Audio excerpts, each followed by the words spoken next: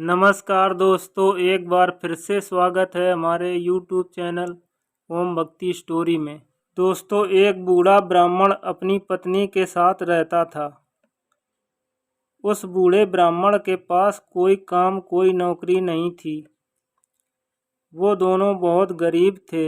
हमेशा उसकी पत्नी कहा करती थी, तुम कोई नौकरी कर लो, हमारा घर कैसे चलेगा, तुम कोई नौकरी ढूंढ लो।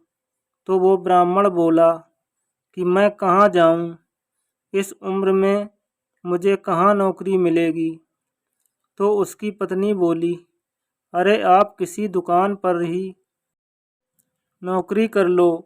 ब्राह्मण को कोई नौकरी नहीं मिल रही थी, फिर भी उसकी पत्नी नौकरी करने के लिए परेशान करती थी। रोज के इस चक्कर से पीछा छुड़ाने के लिए अपनी पत्नी से कहा कि मुझे एक सेठ के यहाँ नौकरी मिल गई है। फिर वह रोज जंगल में जाता था, एक पेड़ के नीचे बैठ जाता। घर से वो अपने लिए खाना भी लेकर जाता था, जिसे वो दोपहर में खा लिया करता था, और दिन भर पत्थर के पास बैठा रहता था और शाम को घर चला आता था।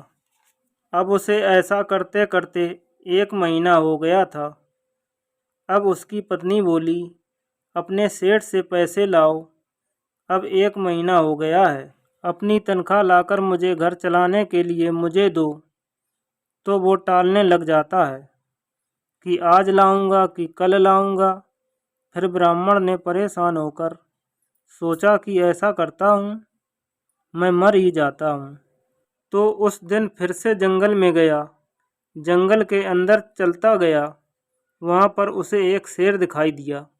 ब्राह्मण ने सोचा, अच्छा होगा कि ये शेर मुझे खा ले, वैसे भी मुझे इतनी गरीबी है और हमारी पत्नी मुझे परेशान करती है। यह सोचकर ब्राह्मण शेर की गुफा की ओर जाने लगा। वहाँ पेड़ पर एक हंस बैठा हुआ था। हंस ने सोचा कि ये बूढ़ा ब्राह्मण आ रहा है और शेर तो इसको खा जाएगा और ये तो मर जाएगा। तो उसने शेर से कहा, शेर शेर, तुम्हारे कुल गुरु आ रहे हैं। तो शेर ने उस हंस से पूछा, अब मुझे क्या करना चाहिए।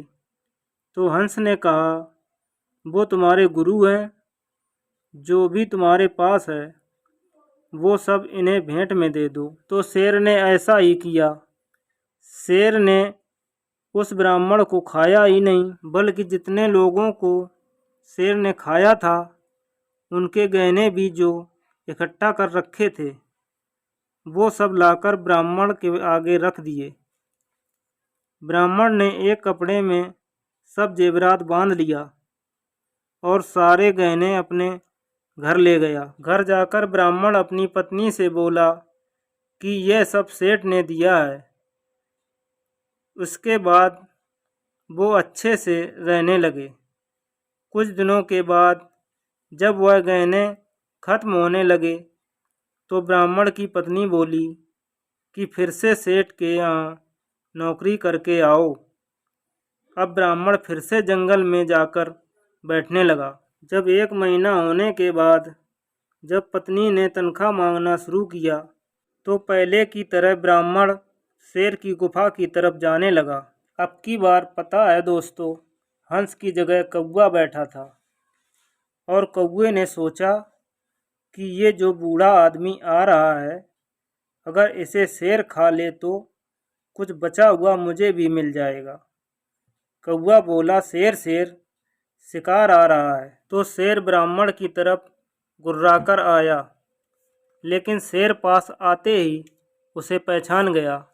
तो शेर बोला, हंस उड़ सर पर गए और काग भये प्रधान, जा विप्र घर आपके, सिंह किसके जजमान। यानी हंस उड़कर समुद्र में मोती चुगने चले गए और कौवे यहाँ के प्रधान हो गए। तो विप्र यानी ब्राह्मण, अपनी जान बचाकर अपने घर चले जाओ, क्योंकि सिंह किसी के जजमान नहीं होते। और शेर ने उसे इतना कहकर छोड़ दिया। तो दोस्तों, इंसान की तरह जानवर में भी अच्छाई और बुराई होती है। तो दोस्तों, आपको कैसी लगी हमारी कहानी? ऐसी कहानियाँ और भी सुनने के लिए हमारे चैनल ओम भक्ति स्टोरी को सब्सक्राइब करना ना भूलें। धन्यवाद।